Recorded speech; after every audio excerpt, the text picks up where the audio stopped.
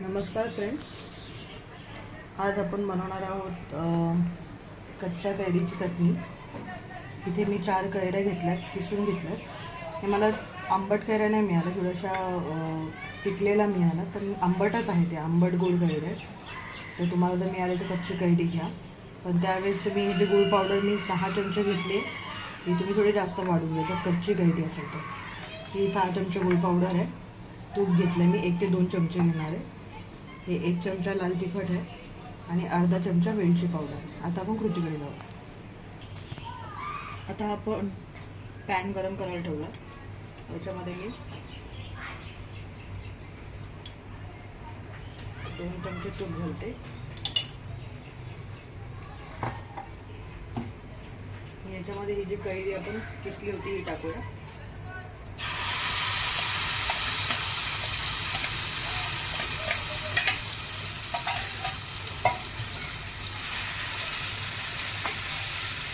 आणि व्यवस्थित तुपावर परतून घ्यायचे, थोडंसं याचं पाणी सुटेल आणि आटेल तोपर्यंत।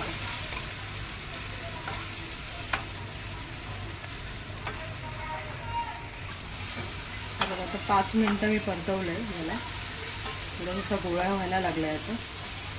आता या स्टेजला आपण जी गूळ पावडर आहे ती टाकूया, वेलची पावडर टाकूया आणि लाल तिखट टाकूया।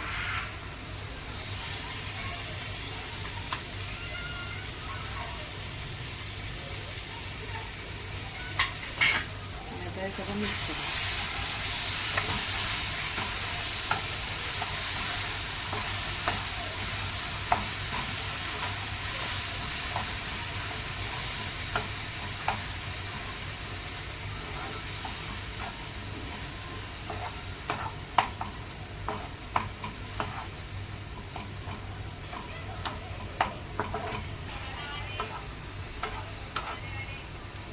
आता गूळ आपला ऑलमोस्ट वितळला आहे, तर आपण याच्यावर थोडंसं झाकण ठेवणार आहे आणि 5 मिनटं हे वाफवणार आहे। याच्यावर झाकण ठेवूया, 5 ते 10 मिनटं हे शिजून देऊया। आता 5 मिनटं झालेली आहे, आपण ओपन करून बघूया।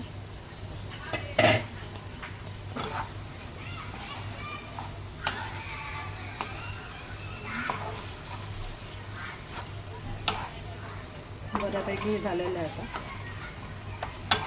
एवढी सिंपल आणि शॉर्ट रेसिपी आहे ही। मस्त आंबट गोड कैरीची चटणी लागते। तुम्हाला जर कच्ची कैरी मिळाली तर कच्ची कैरीच घ्या।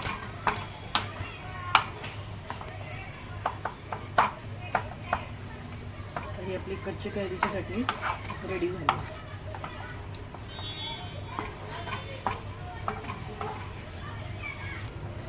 आता मी हे टेस्ट केलं, त्याच्यानंतर मला थोडंसं आंबट लागतंय, तर मी त्यात अजून थोडीशी गूळ पावडर टाकते। 6 चमचे आपण ऑलरेडी टाकली होती।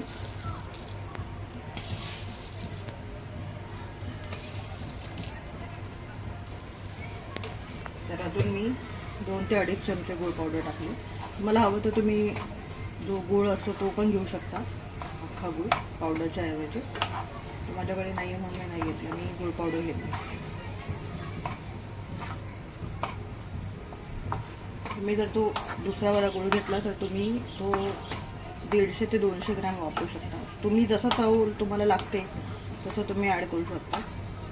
माझ्या मुलाला गोड लागतो, त्याच्यामुळे मग मी थोडीशी गूळ पावडर ॲड केली याच्यामध्ये। टोटल आपण 8 चमचे गूळ पावडर टाकली याच्यामध्ये।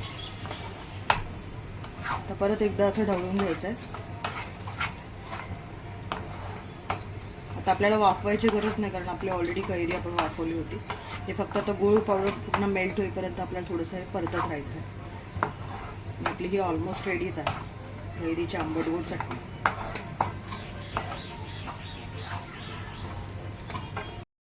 आता आपण हे सर्व करूया। एक काचेचं कंटेनर घेतलं,